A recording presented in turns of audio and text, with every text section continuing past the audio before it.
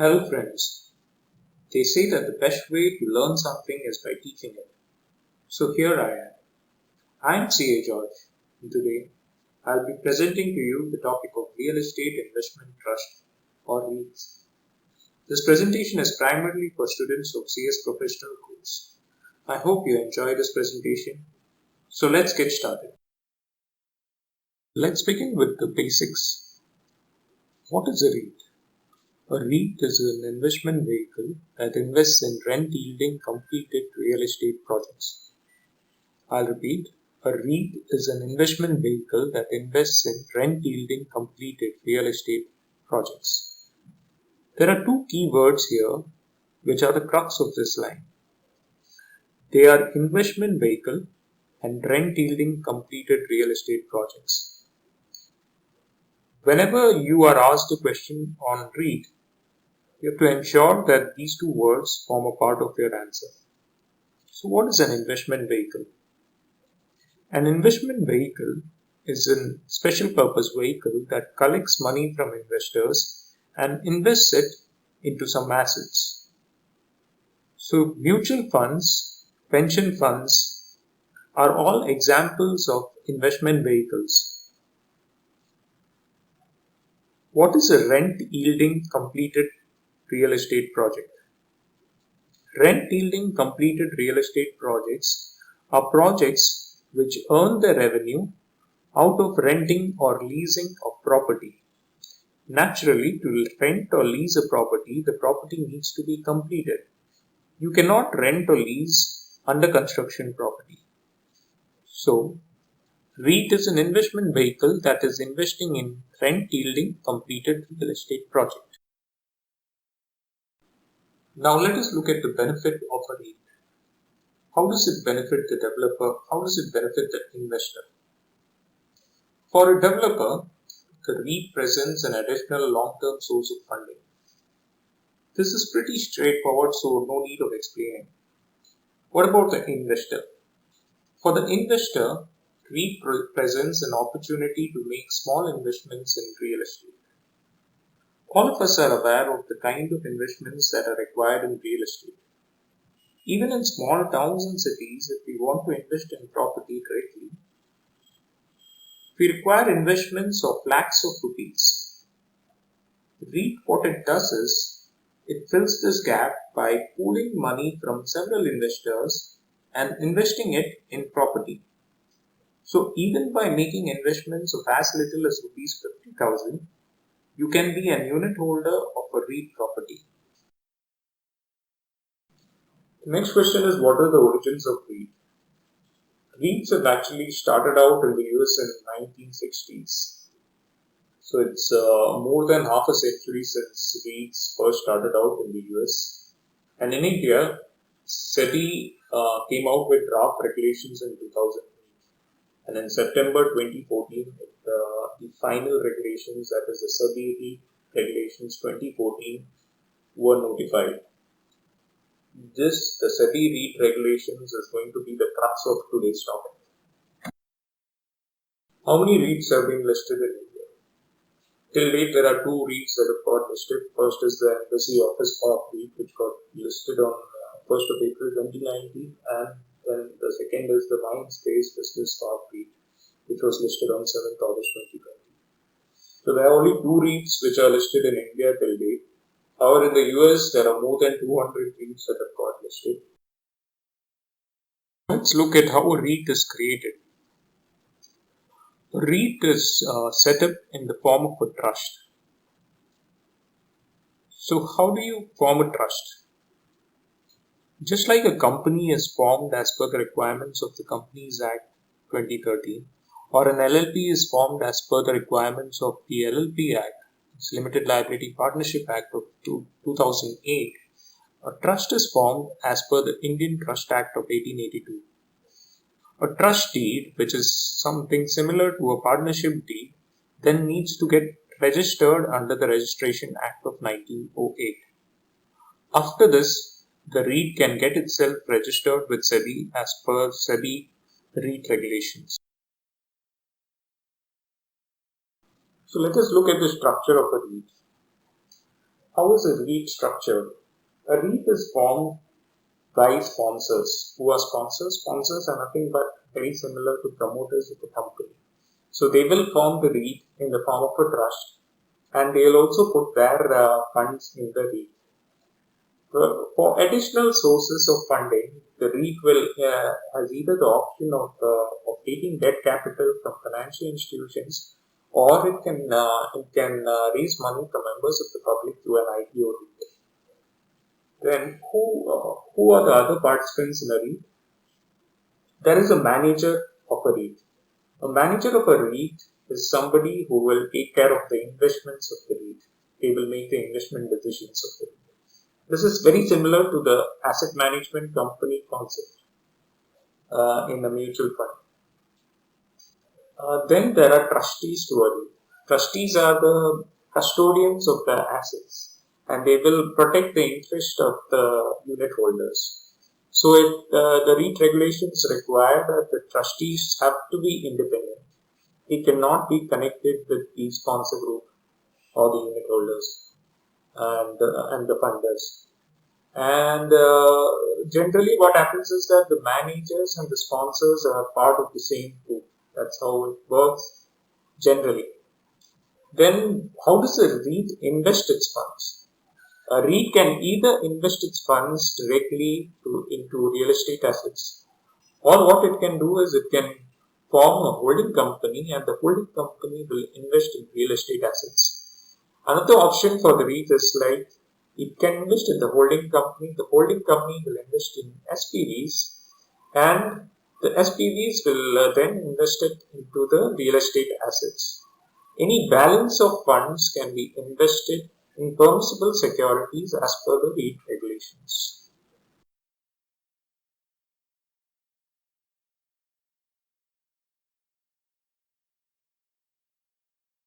Moving on, let us now understand a few key terms used in these regulations.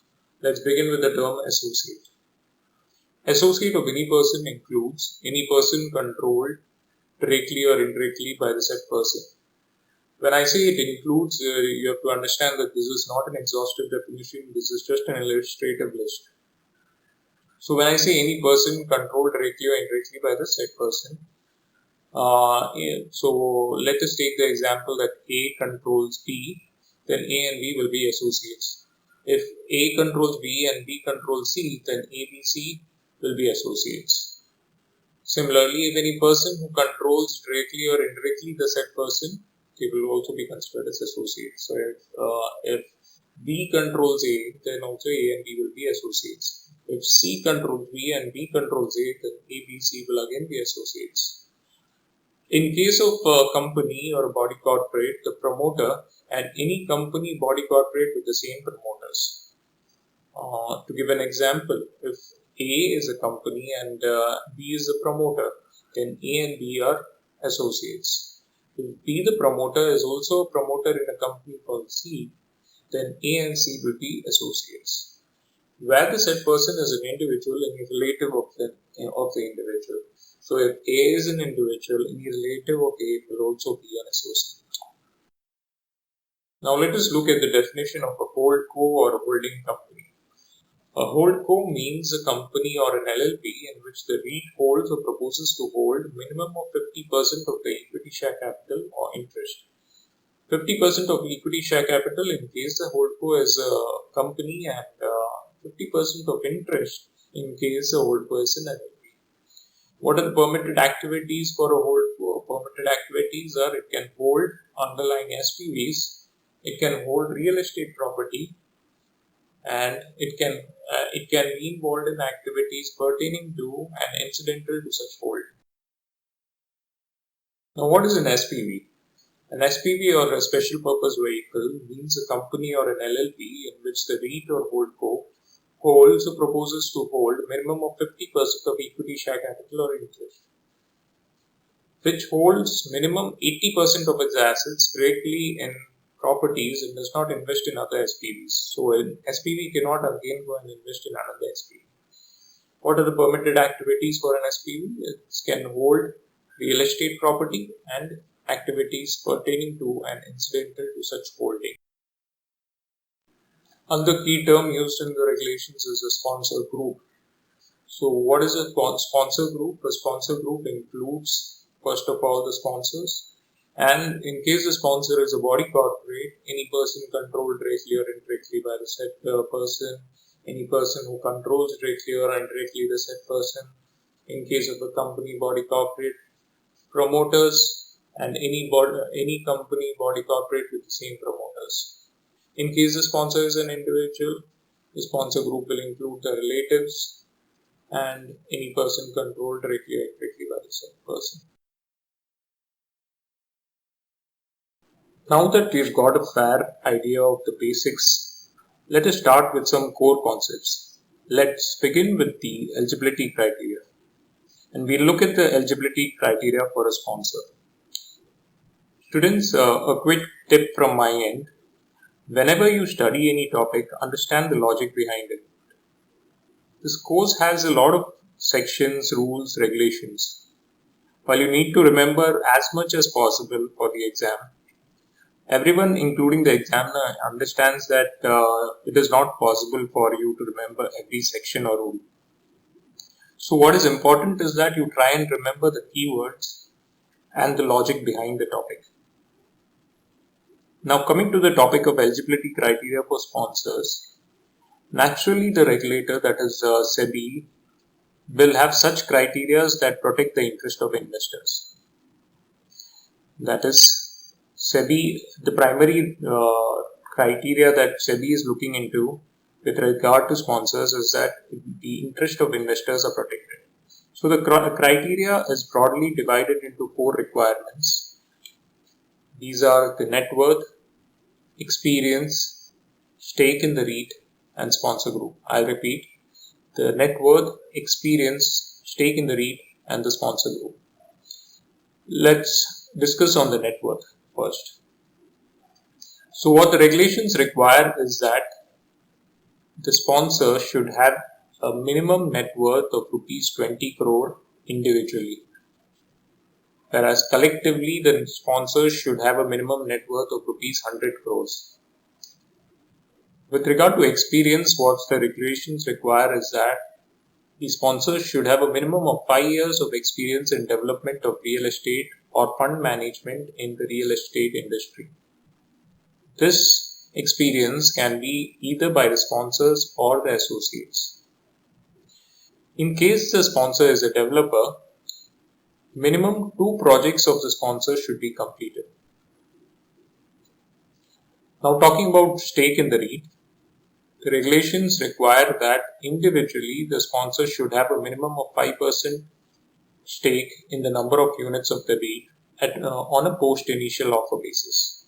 What this means is that, say we have a REIT that has 100 units and the sponsor has, say, 5 units, that is 5% of the total size of units. Now if the REIT comes out with initial offer of another 100 units, the sponsor needs to ensure that his stake is increased so that it remains at minimum 5%. So the sponsor should apply for a minimum of 5 more units. That will take his stake to 10 units. Also collectively, the sponsor should have a minimum stake of 25% for 3 years from the date of listing at least. And the collective stake should be at least 15% at all times. The sponsor and the sponsor group need to be clearly identified during registration with SEBI and in the offer document. Now coming to the sponsor group, the regulations require that there should be minimum 1 person identified as a sponsor. Also, only the following persons or entities will be considered as sponsor group. There are 3 conditions. That is, first one is who is directly or indirectly holding an interest or shareholding in any of the assets or SPVs or holdco. Who is directly or indirectly holding units of the REIT. That's the second condition. The third condition is that whose experience is being utilized by the sponsor for meeting with the eligibility conditions. So what SEBI is trying to ensure here is that the sponsors do not play smart by including anyone as a sponsor group. If a sponsor group is mentioned in the registration, then the interest of the sponsor group will have to be demonstrated. How is this demonstrated? By the sponsor group having directly or indirectly invested something either in the assets, SPV, holding company, or in the REIT directly. Else, the sponsor group's experience has to be utilized by the sponsor for meeting the eligibility criteria. Now we'll look at the eligibility criteria for a manager. As we had discussed earlier, a manager is nothing but very similar to the asset management company of a mutual fund. So the manager takes the key investment decisions for the REIT. SEBI has laid down certain eligibility criteria even for the manager. So what are these criteria? Again, these are like net worth requirements, experience requirements, then a corporate governance requirement of board of directors or the governing board, and an investment management agreement. Let's look at these one by one. Net worth or net tangible assets. The manager has to have a net worth of minimum rupees 10 crore. Okay. And with respect to experience, the manager and minimum two key personnel of the manager should have a minimum 5 years experience in fund management, advisory services, property management, in the real estate industry or in development of real estate. What about board of directors or governing board, depending upon whether the manager is formed as a company or a limited liability partnership. So what the regulations require is that minimum 50% of the board of directors or the governing board should be independent and not directors or members of the governing board or of the manager or another REIT.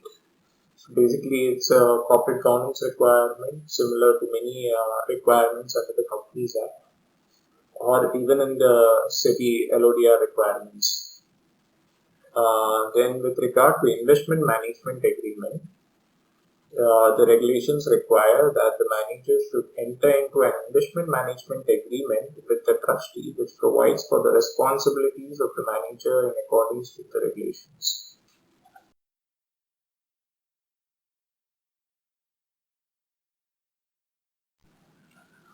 So let us look at what are the eligibility criteria of a trustee. What the SEBI regulations, REIT regulations require is that the trustee should be registered with SEBI under the SEBI Debenture Trustee Regulations 1993. Should try remembering this regulations, the name of the regulations. Then the trustee should not be an associate of the sponsor or manager or principal valuer. That is, the trustee needs to be an independent entity on which will be able to safeguard the interest of the unit holders. The third requirement is that the trustee should have the necessary infrastructure, manpower, and so on as specified by SEBI. Now that we have understood the eligibility criteria with regard to sponsors, managers, and trustees, let's look at certain additional conditions with regard to eligibility criteria. What the SEBI regulations requires is that the application should be made only by sponsors. That is, the application for registration of a REIT should be made to SEBI only by sponsors. Then the REIT and the parties to the REIT should be fit and proper persons. The details pertaining to the proposed activities of the REIT should be clearly described in the application forms. Similarly, even the offer documents should provide details of the proposed activities. Then what should be mentioned also in the application form is whether any previous application for grant of certificate by the REIT or the parties to the REIT or the directors, members of governing board has been rejected. That is, whether any previous application has been rejected at any point should be mentioned in the application form. Next, what needs to be mentioned also is that whether any disciplinary action has been taken against any of the above parties under these regulations or any other regulations. Now let's understand another condition with regard to superior voting rights. Now, if you remember in the Companies Act, we have got a concept of superior voting rights. What the REIT regulations, however, prescribe is that no superior voting rights or any other rights over another unit holder can be provided by the REIT, and there can be no multiple classes of units of REIT. However, subordinate unit or voting rights can be provided to the sponsor and the associates. So only subordinate rights or unit of voting rights can be provided to the sponsors and associates. The next point is that the parties to the REIT should be clearly identified and responsibilities defined. Parties like the sponsors, managers, trustees, and any other parties in the REIT should be clearly identified, and their responsibility should be defined at the time of application. So now that we have seen what is the eligibility criteria for the various constituents of a REIT, let us move to the next topic, which is the listing of REIT. This is the logical next thing for a REIT to do is that it has to list its units on the stock exchange. So the SEBI regulations has certain criteria with respect to listing. Listing of a REIT is mandatory within 3 years from the date of registration with SEBI. That is, once a REIT gets registered with SEBI, within 3 years it has to get its units listed on the stock exchange. This period of 3 years can be extended by 1 year. What is the listing criteria with respect to a REIT? Now, SEBI has laid down 3 conditions for listing of a REIT. These conditions are: first, the value of REIT assets should be minimum rupees 500 crore. This value this condition has to be complied by the REIT at any point of time before the allotment of units by declaration to SEBI. What this means is that if the REIT at the time of filing the offer document with SEBI does not have asset size of minimum rupees 500 crore, then it can give a declaration stating that the asset size will be increased to rupees 500 crore by the time of minimum 500 crore by the time the units are allotted. The second condition is that the number of unit holders should be minimum 200. This is excluding the unit holders pertaining to the sponsors, related parties or associates. The third condition is the offer size should be minimum rupees 250 crores. That is, the offer which the REIT comes out with should have a size of minimum rupees 250 crores. Now, the minimum public shareholding of the REIT of the outstanding units, that is the post-issue, what is the total units of the REIT, should have a minimum public shareholding as below. In case the post-issue capital is less than rupees 1,600 crores, the minimum public shareholding should be 25%. If it is more than rupees 1,600 crores but less than rupees 4,000 crores, the minimum public shareholding should be rupees 400 crores. In case the post-issue capital is more than or equal to rupees 4,000 crores, the minimum public shareholding should be 10%. However, wherever the minimum public shareholding is less than 25%, it needs to be increased to at least 25% within 3 years of listing in all cases. If you remember that there is a similar condition even in the Securities Contract Regulation Act for other listed companies. So now that we have understood the listing criteria for the REIT, let us understand the listing process. When a REIT intends to get itself listed, the first thing which it does is it appoints a merchant banker. The merchant banker will file a draft offer document with SEBI and the stock exchange. This draft offer document will be accompanied with fees and the due diligence certificate provided by the merchant banker. After the filing of the draft offer document, the next step which the REIT has to do is it has to file an offer document. But before filing the offer document, the REIT has to wait for a minimum of 30 days from the filing of the draft offer document. When SEBI receives the draft offer document, It will publish this draft offer document on its website and on the websites of the designated stock exchange and the merchant banker for a minimum of 21 days. And it will invite comments from the public. These comments that SEBI receives from the members of the public along with its own comments will be communicated by SEBI to the lead merchant banker, and SEBI may require the lead merchant banker to make modifications in the draft offer letter. Once the lead merchant banker makes the changes, it will file the offer document with SEBI. In case no observations are issued by SEBI within 21 working days, then too the REIT can file the offer document. The next step for the REIT is that after the filing of offer document, it can open the offer for subscription. However, before opening the offer, the REIT has to wait for a minimum of 5 working days from the filing of the offer document.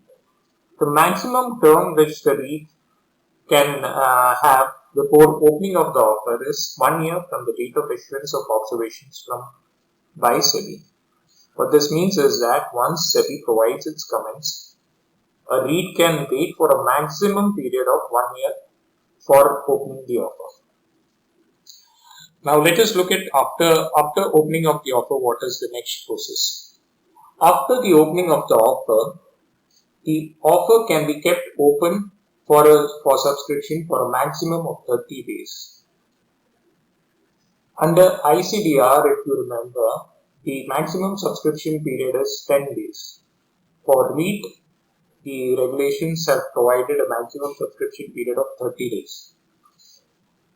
Once the offer has been subscribed, then the next step is for allotment of units of the REIT. Either the allotment of units will happen or the refund of the application will happen. And this has to be completed within 12 working days from the date of closing of the issue. Also, the listing of the units has to be completed within 12 working days from the date of closing of the issue. Now that we have seen the eligibility criteria for a listing and the listing process, let's look at certain additional conditions with regard to issue and allotment of units. The first condition is that units can be allotted to any person, whether resident or foreign. However, in case of foreign investors, such investments shall be subject to RBI and government guidelines. The second condition is with respect to abridged offer document. An abridged offer document should accompany the application forms. An abridged offer document is like a summary of an offer document. The third condition is with respect to minimum subscription. The regulations require that the minimum subscription to a REIT should be rupees 50,000 per applicant. Earlier this used to be rupees 2 lakh per applicant. Now SEBI has reduced and got it to 50,000 per applicant. The reason for SEBI to have this criteria is to ensure that people with a certain risk appetite apply to a REIT, considering that this is a new product.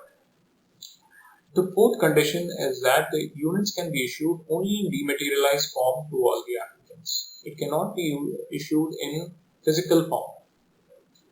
The fifth condition is with respect to pricing of units.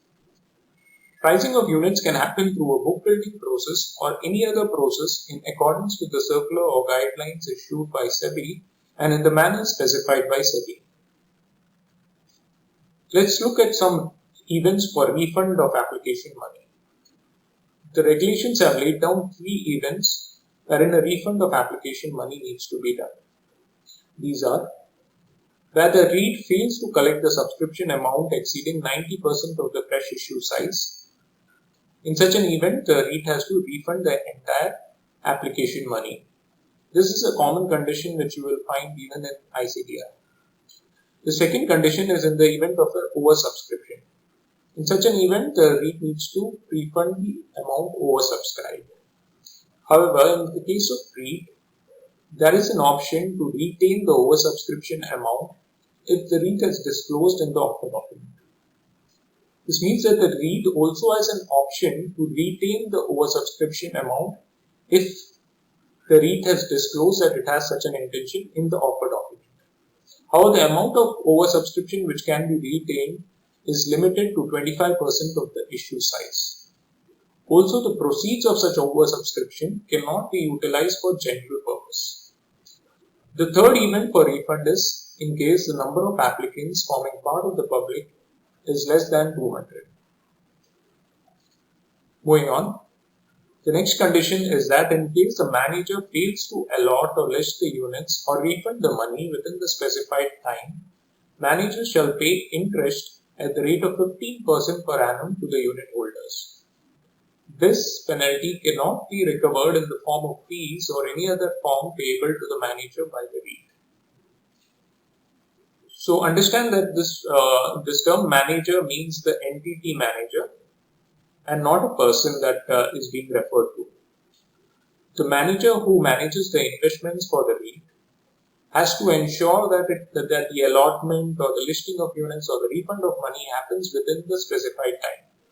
In the event of non-compliance, there is a penalty on the manager, and this penalty that the manager has to pay to the unit holders cannot be adjusted against any fees that is payable to the manager.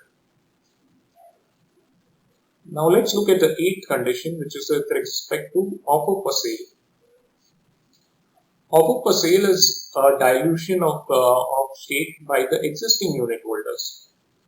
The existing unit holders can come out with an offer for sale provided that the units are held by the unit holders for a period of at least 1 year prior to the filing of the draft offer document.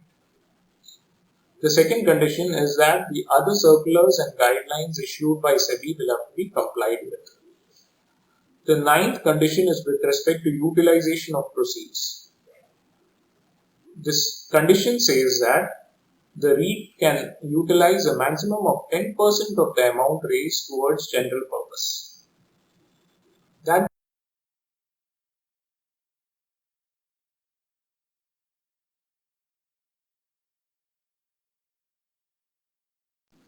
So now that we have finished with the allotment of units, let's look at some listing and trading conditions of a REIT.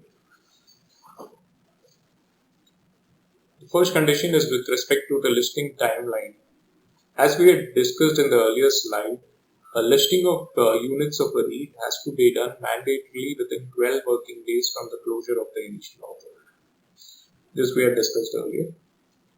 The next condition is that in the event of non-receipt of listing permission or withdrawal of observation letter by SEBI, in such an event the units cannot be listed and the subscription money received from the investors will have to be refunded along with interest at the rate of 15% per annum.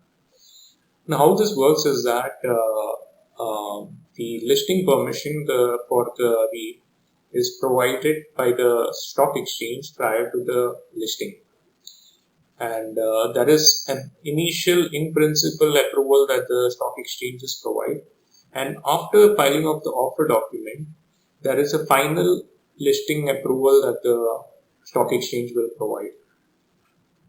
In case the REIT fails to receive such final listing approval from the stock exchange, then the units cannot be listed. Similarly, if SEBI withdraws the observation letter, then also the units cannot be listed.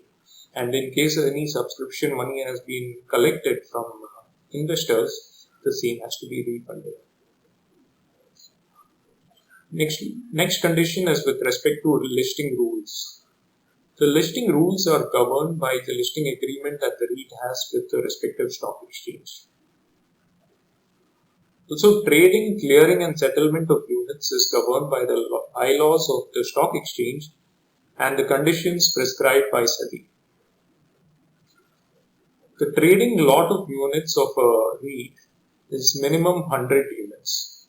That is, any trade for REIT can happen in lots of 100 units.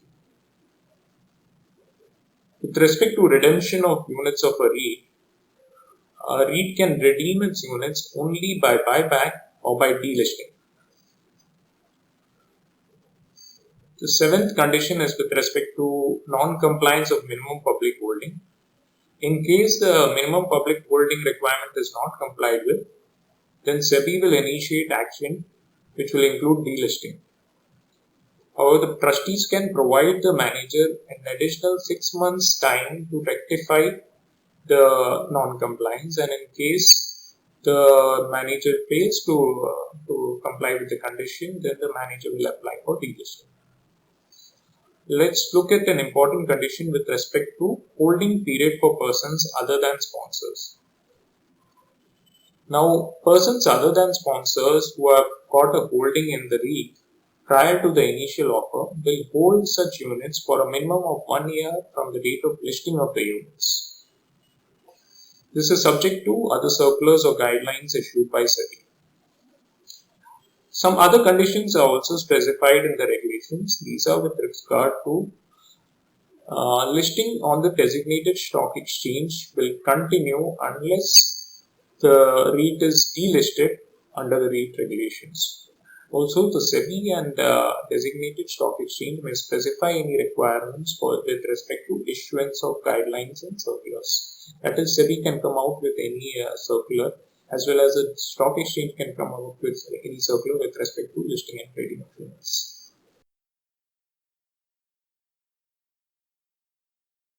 Let us now look at the delisting parameters. There are 5 conditions under which the REIT units can be delisted. First condition is where the public shareholding falls below 25% as specified in the SEBI regulations. The next condition is when there are no projects or assets under the REIT for a period exceeding 6 months and the REIT does not propose to invest in future projects or assets. This period of 6 months can be extended by a further period of 6 months. What happens in case there is a violation of listing agreement or regulations? In that event, SEBI or the stock exchange will call for the delisting. Now, even the sponsors or the trustees with the approval of the unit holders can request for a delisting. And the unit holders can also apply for a delisting. What happens when there is an application for a delisting? What is the role of SEBI and the stock exchange? So SEBI and stock exchange, they will consider the application in the interest of unit holders. SEBI has the power to provide time to comply with the regulations in case there is a non-compliance with any regulation. SEBI can also reject the application for delisting and take any other action. What process is to be followed in case of a delisting? The process to be followed is as per the listing agreement, which includes providing of an exit option to the unit holders and any other process as may be specified by SEBI or the stock exchange. Let's look at some of the SEBI's powers in this regard. Now, SEBI can require the REIT to wind up and sell its assets to redeem the units. Also, SEBI can come up with guidelines on circulars in this regard. What happens after delisting? The REIT has to surrender the certificate to SEBI. So friends, I hope I have not overloaded you with all these facts. My whole idea here is that I can finish a presentation within a max of 1 hour or 1.5 hours so that you guys can just then move on to your next topics. So that's why I've kind of limited discussions to critical areas. We'll now look at the investment condition and the distribution policy. Where can a REIT invest its funds and where can a REIT not invest its funds? So as per REIT regulations, REIT can invest its funds either directly or it can invest it in a holding company, and the holding company can either invest its assets into properties or it can invest it into SPVs, and then the SPVs can invest it into properties. Or the REIT can invest in securities or TDRs, that is transferable development rights, in India. So any investment has to be in India, it cannot invest abroad. And it should be in accordance with the offer document as amended and as per the regulations. While looking into the REIT structure, we had almost gone through all of these conditions. Now, where can a REIT not invest in? As per the regulations, a REIT is not allowed to invest in vacant land or agricultural land or mortgages other than mortgage-backed securities, and it is also not allowed to invest in units of other REITs.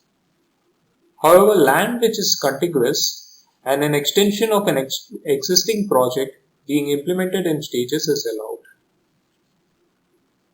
Let's now look into conditions with respect to investment by a REIT through SPVs or investment through holding companies.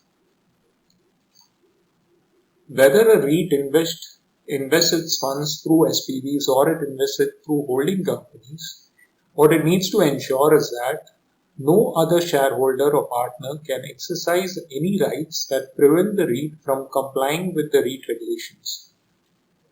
An agreement to that effect should be entered into with any partner or shareholder, and a dispute resolution mechanism should be provided for in the agreement. The provisions of the REIT regulations will always prevail with respect to the SPV and holding company. What this means is that where the REIT invests in a SPV or a holding company and its holding percentage is less than 100%, which means that there are other partners in the holding company or the SPV. The REIT needs to ensure that there is an agreement with the partners and that the provisions of the REIT will always prevail. And so there should be a dispute resolution mechanism also with the other partners. The next condition is that the manager, in consultation with the trustees, shall appoint at least such number of nominees on the board of directors or the governing board which are in proportion to the shareholding or holding interest of the REIT. What this means is that the manager needs to ensure that the interests of the REIT are protected in the holding company or SPV through proportional representation in their governing bodies, be it the board of directors or the governing board. The next condition is that the manager shall ensure that in every meeting, including the annual general meeting of the SPV, the voting of the REIT is exercised. So it's not just enough that there is representation of the REIT in the SPV or the holding company.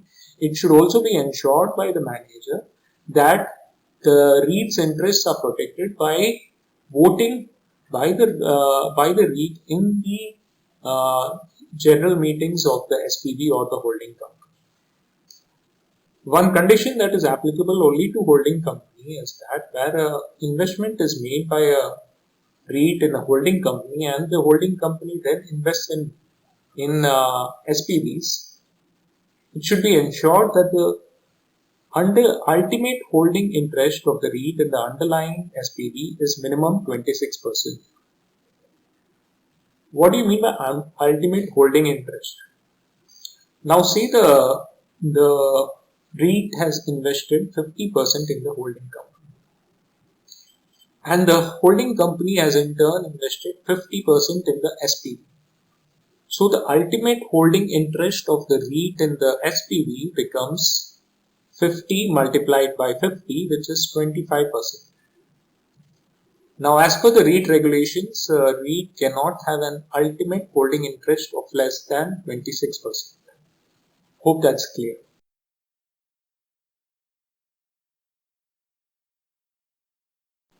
Let's now look at the investment conditions for a REIT. Now, the regulations have specified certain investment conditions to be followed by a REIT. A REIT cannot keep its investments in cash equivalents or money market instruments for investment at a later point. There are certain guidelines in this regard. So what the regulations require is that the REIT has to ensure that minimum 80% of its assets are invested in completed and rent generating properties. The REIT has a bandwidth of investing a maximum of 20% of its assets in other specified securities. We look at each of these now. So what the regulation says is that the minimum 80% of REIT assets has to be invested in completed and rent generating properties. This is subject to the condition that if the investment has been made through a holding company or an SPV, whether by way of equity or debt or equity-linked instrument or partnership interest, only the portion of the direct investments in properties by such holding company or the SPV shall be considered. What this means is that in the bracket of 80% of REIT asset, only the investment that the holding company or SPV makes directly in REIT assets will be considered. So basically, if the holding company or SPV is making investment in real estate assets, only that direct investment will be considered, and other investments that the holding company or SPV makes will not be considered. Next condition is that if any project is implemented in stages, the part of the project which is completed and rent or income generating shall be considered. The remaining part of the project which is not rent or income generating will be considered in the 20% bracket. Now let us look at what is the criteria with respect to investing 20% of REIT assets. That is, a REIT is allowed to invest a maximum of 20% of its assets in these 10 broad areas. First is, it can invest its assets in listed or unlisted debt of companies or body corporates in the real estate sector. So the keyword is these have to be in the real estate sector. However, this excludes holding company or SPVs. REIT can also invest in mortgage-backed securities, in government securities, in unutilized FSI of a project where it has already made investments, in TDRs, that is transferable development rights acquired for the purpose of utilization with respect to a project where it has already made investments. The REIT can also invest in money market instruments or cash equivalents. It can invest in listed equity shares on a recognized stock exchange in India, which derives minimum 75% of their operating income from real estate activity. So in case the REIT wants to invest in equity shares on a stock exchange, it has to ensure that minimum of 75% of the operating income of such company should be from real estate activity. The unlisted equity shares, if the REIT wants to invest in unlisted equity shares, there are certain conditions in that regard which will have to be complied with. REIT can also invest in under construction properties subject to the condition that the properties will have to be held by the REIT for a minimum of 3 years after completion. If the under construction property is a part of existing income generating properties owned by the REIT, it should be held for a minimum of 3 years after completion. If the property is completed but not rent generating properties, then the properties also will then have to be held by the REIT for a minimum of 3 years from the date of purchase. So what all these imply is that the REIT has to hold on to the under construction property or non-rent generating properties for a minimum of 3 years. SEBI does not want the REIT to indulge in trading activity, that is buying or selling of real estate activities, but its primary activity has to be that of renting or leasing out of property. Now these investment conditions as specified above have to be complied at the time of bringing out the offer document and also thereafter. And this will have to be monitored on a half-yearly basis and at the time of acquisition of assets. In case of breach, the manager should inform the trustee and ensure that the conditions are satisfied within 6 months. This period can be extended by a further 6 months subject to approval from investors. What this means is that in case the above investment conditions are not satisfied by the REIT gets a time limit of 6 months to comply. And in case the manager is unable to comply within the period of 6 months, there is an option of getting an additional 6 months time limit along with approval from investors. If the REIT is still unable to comply with the conditions, then the REIT has to undergo a delisting process. I hope that is clear. We are not done yet with regard to investment. Now that we have seen the sources that a REIT can invest into, let's look at what is the revenue source. That is, what does the REIT get out of the investment that it makes. So a REIT has to ensure that a minimum of 51% of the consolidated revenue of the REIT, the holding company and the SPV, other than gains arising from disposal of properties, shall at all times be from rental, leasing and letting of real estate assets or any other income incidental to the leasing of such assets. What this means is that if you remove the income or revenue arising out of disposal of properties, the remaining revenue that a REIT earns has to be majorly, that is more than 51%, from rental or leasing activity. The next condition is with regard to minimum holding period. A REIT has to ensure that the holding of any completed and rent generating property, whether directly or through Holdco or SPV, should be for minimum 3 years from the date of purchase of such property by the REIT or holding company or SPV. This we had seen earlier, so it's just reiterated over here that the REIT has to ensure that the assets that it purchases has to be held by it for a minimum of 3 years. Sale of property or share interest in SPV. Where a REIT intends to sell its property or share or interest in SPV, and such property or the interest, the value of such share exceeds 10% of the value of REIT assets in a financial year, the manager has to obtain approval from the unit holders.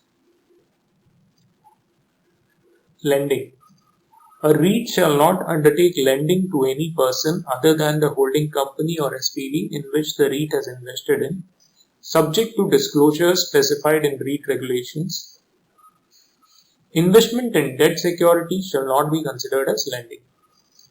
So, a REIT is not permitted to undertake lending as a part of its activities. However, if it invests in debt securities, that will not be considered as lending activity. Investment in leasehold properties. A manager shall consider the remaining term of the lease, the objectives of the REIT, the lease profile of the REIT, and existing real estate assets and any other factors as may be relevant prior to making such investment. That is, where the manager intends to invest in a leasehold property, it has to consider certain factors like what is the remaining term of the lease for the property and what are the objectives that the REIT has, the lease profile of the REIT's existing real estate assets. Now, some conditions with regard to co-investment. What the regulation requires is that where a co-investment is made by the REIT along with some other partner, it should be ensured that the terms of co-investment are not more favorable than those of the REIT. That is, the partner doesn't get better terms than what the REIT gets. Also, it should be ensured that the REIT shall not provide any rights to the persons which shall prevent the REIT from complying with the provisions of these regulations. So the partner should not be in a position to prevent the REIT from complying with the provisions of these regulations. That is the REIT regulations. Also, an agreement should be entered into with such persons which include the minimum percentage of distributable cash flows that will be distributed and entitlement of the REIT to receive not less than the pro rata distribution and more for resolution of any disputes between the REIT and the other person. So what this means is that the REIT has to ensure that it gets a pro rata distribution from the investment. So if it has invested 50% of its in the SPV, the revenue that the SPV distributes, the REIT has to ensure that at least 50% will be received by the REIT, and the other partner should not be in a position to deny that benefit of distribution. Also, there should be a dispute resolution mechanism in place. Let's look at the distribution policy.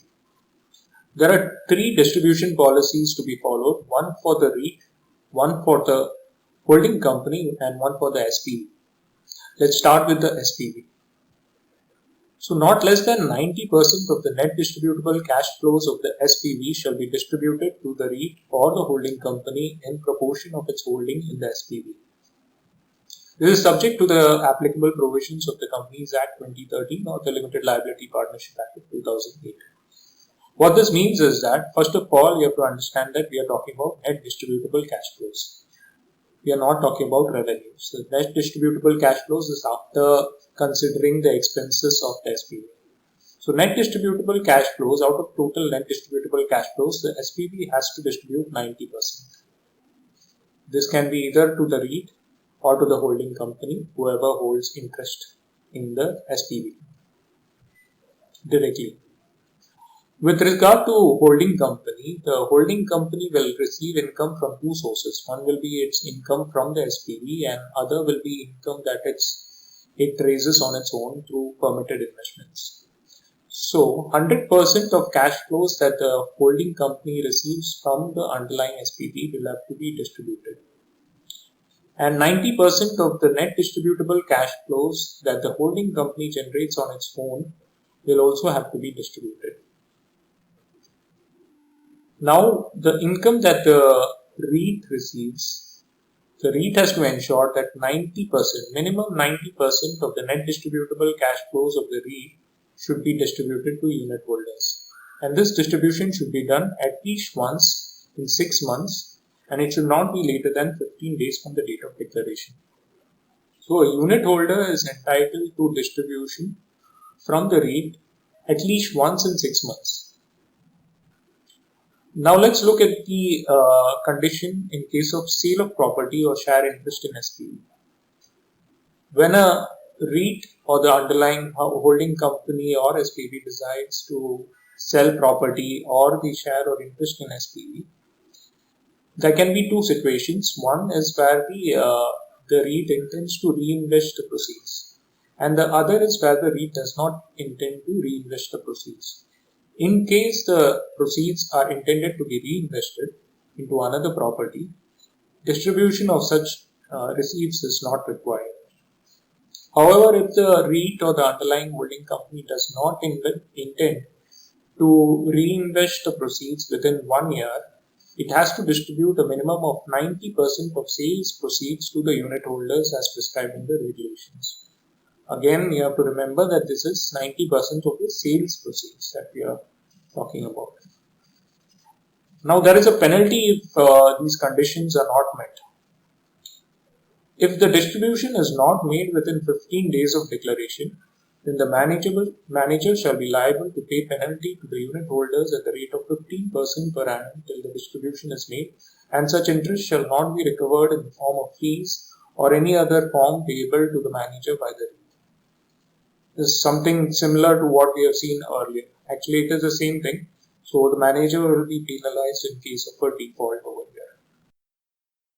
So finally, we have finished with the investment conditions and distribution policy. Till now, we have looked into 5 areas, which were the eligibility criteria, the issue and allotment of units. We also looked into the listing criteria and the trading of units, and the delisting criteria, and finally we had seen the investment conditions and distribution policy. Now the remaining areas are not so long and would not take as much time, so bear with me for some more time. Let's now discuss the rights and meetings of unit holders. Naturally, the most important right for a unit holder is to receive income. So a unit holder is entitled to receive income as per the offer document and the trust deed.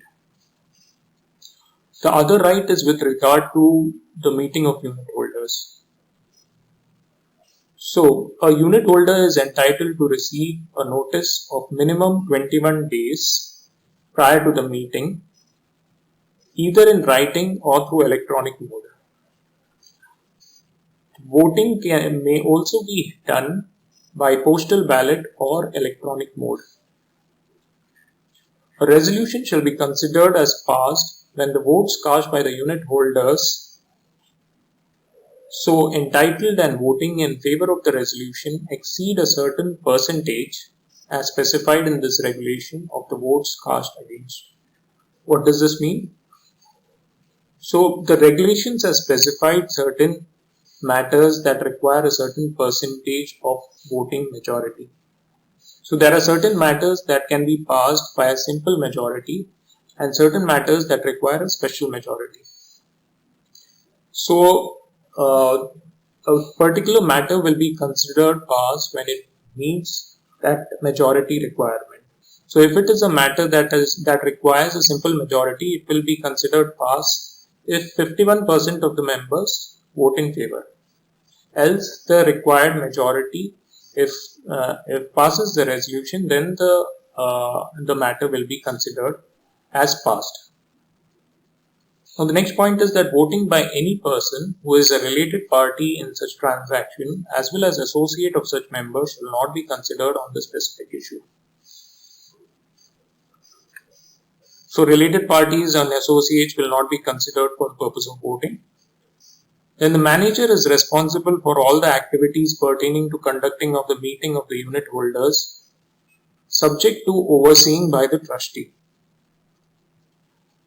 except when the matter relates to change in the manager or trustee. So the primary responsibility of holding the meeting is with the manager. Also, annual meeting should be held within 120 days from the end of the financial year, and the time between two meetings should not exceed 15 months.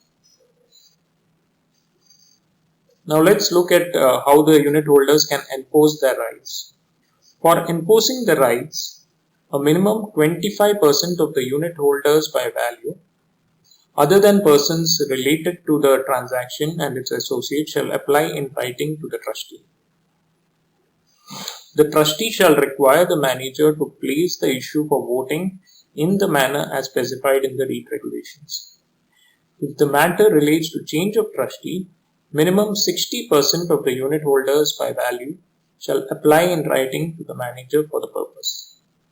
So there are few conditions for enforcement of rights, like at least 25% of the unit holders by value need to make an application in writing to the trustee.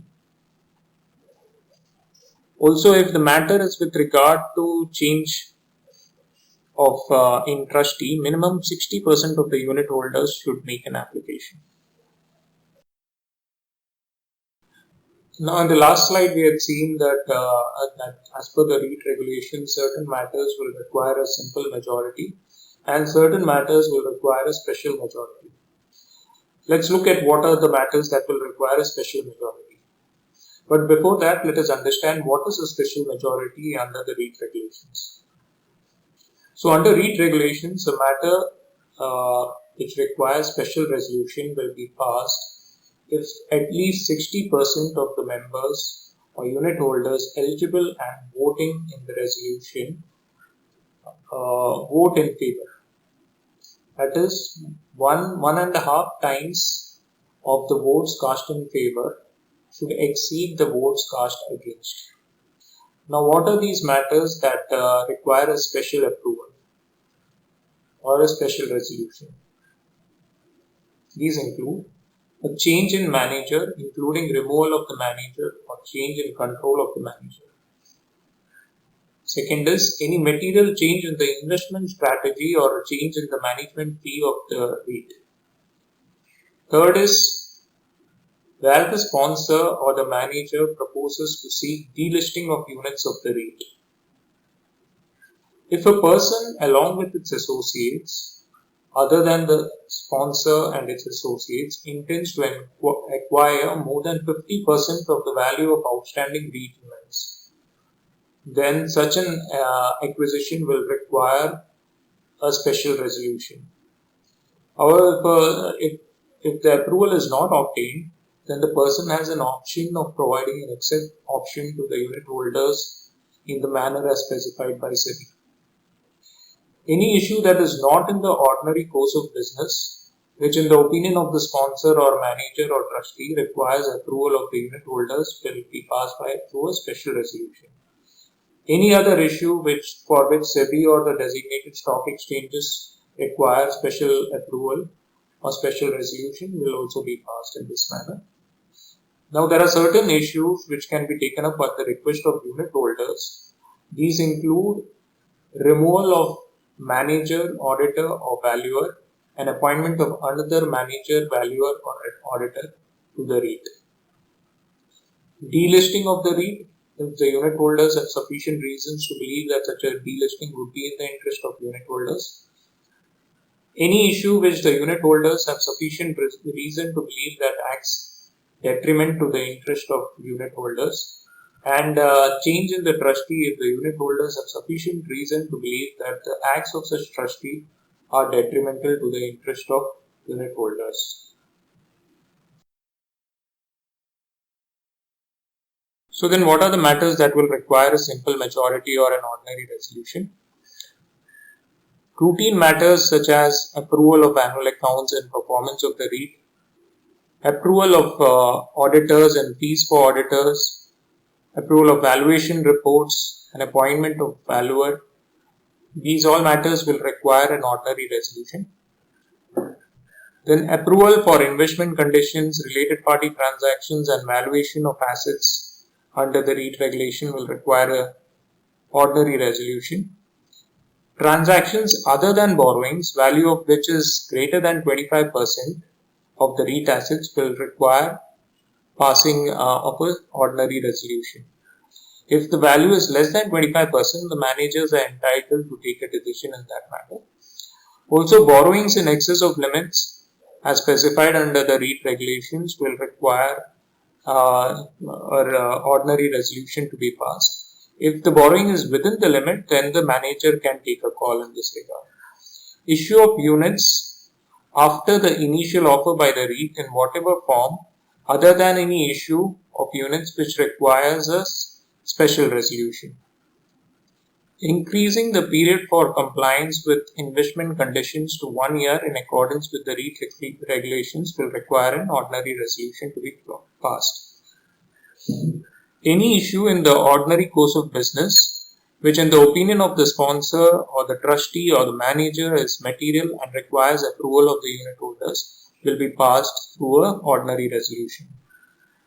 Also, any issue for which SEBI or the designated stock exchange is of the opinion that it requires an approval can be passed through an ordinary resolution.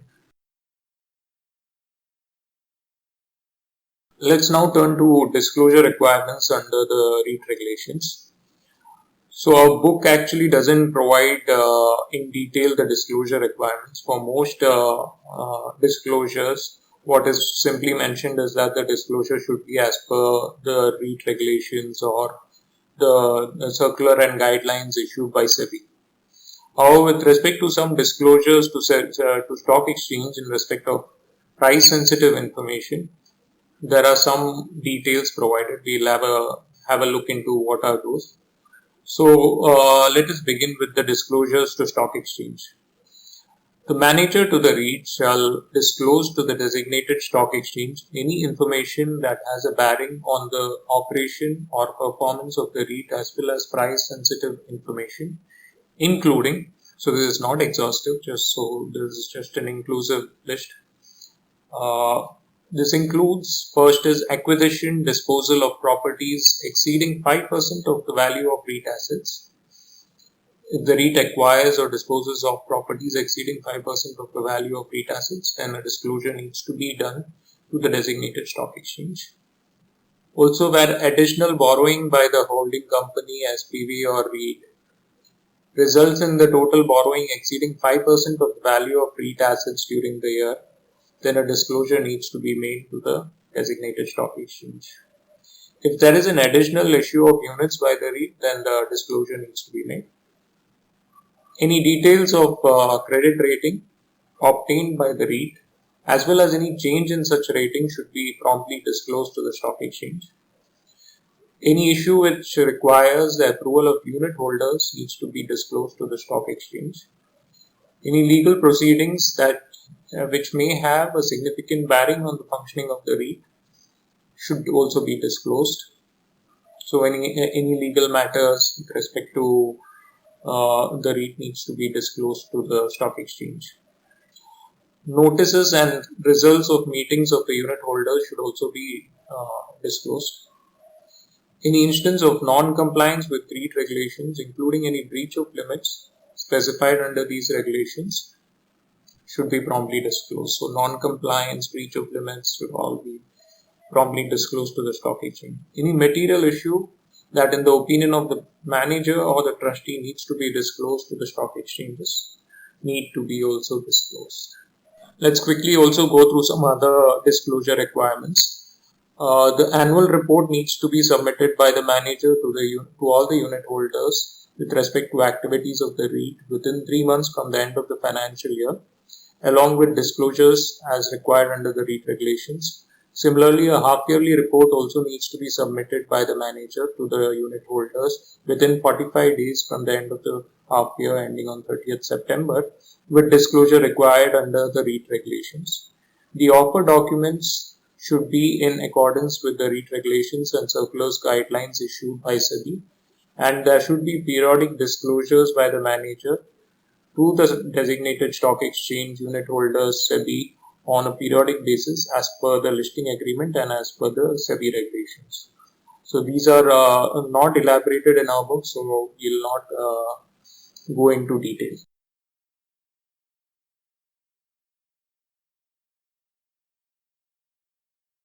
Let's now discuss the most important part of this topic, which is participation by strategic investors. I call this important because it's already been asked twice in the CS professional exam. First it was asked in December 2019 and next it was asked in December 2020. But I feel this section could have been better presented in the module. Let's have a look at the facts. I'll begin with a brief background of this guideline. So what happened was that SEBI in December 2017 came out with a notification. The purpose of this notification was to make investment in REITs and InvITs more attractive. InvITs are the infrastructure investment trusts. So for that purpose, what SEBI did was that it allowed participation of strategic investors in the REIT. Then after that, what SEBI did was that it came out with a circular in Jan 2018, and this circular clarified the operational modalities for this investment. As per these guidelines, strategic investors like registered NBFCs and international multilateral financial institutions were allowed to invest jointly or severally up to 25% of the total offer size, and the minimum investment is 5%. So this means that the strategic investors were given an option of investing anything between 5% to 25% in the total offer size. Then the manager on behalf of the InvIT or the REIT will have to enter into a binding unit subscription agreement with the strategic investor, and the details of this agreement will be disclosed in the draft offer document. What this means is that there will have to be an agreement between the manager of the REIT and the strategic investor. The details of this agreement will be disclosed in the draft offer document. The next guideline was that the price at which the strategic investor has agreed to buy units should be set out in the agreement, and it should not be less than the issue price determined in the public issue. And the entire subscription price will be deposited in a special escrow account prior to the opening of the public issue. So what this means is that the price at which the strategic investor agrees to buy units, which is set out in the agreement, it should not be less than the price which the public is paying as per the public issue. In case the price at which the strategic investor buys units is less than the issue price determined in the public issue, then the strategic investor will increase his investment so that the price matches with the price determined in the public issue. And the subscription price that the strategic investor brings in will be deposited in a special escrow account prior to the opening of the public issue. The next guideline is that the unit subscription agreement shall not be terminated except in the event the issue fails to collect the minimum subscription. So the agreement is terminated only in the event that the issue fails to collect the minimum subscription. The next guideline says that the units subscribed by strategic investors pursuant to the unit subscription agreement will be locked in for a period of 180 days from the date of listing. So there is a lock-in period attached to this investment by strategic investors, which is 180 days. Now let us look at the definition of a strategic investor. A strategic investor means an infrastructure finance company registered with RBI as an NBFC, a scheduled commercial bank, an international multilateral financial institution, a systemically important NBFC with RBI, a foreign portfolio investor. So there are 5 categories of persons who will be considered as strategic investors. In case the investment is by foreign investors, then the provisions of FEMA Act 1999 and the rules and regulations or guidelines made thereunder will have to be complied with. Now let us look at the minimum holding and maximum holding post this guideline.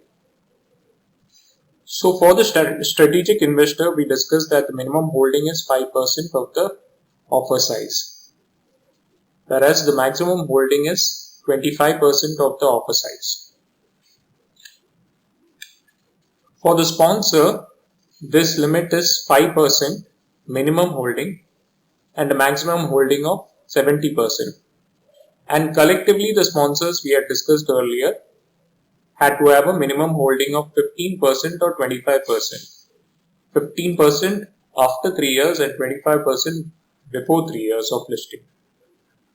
Whereas the members of the public needed to have a minimum public holding of 25%, which will be relaxed during the first 3 years in some cases.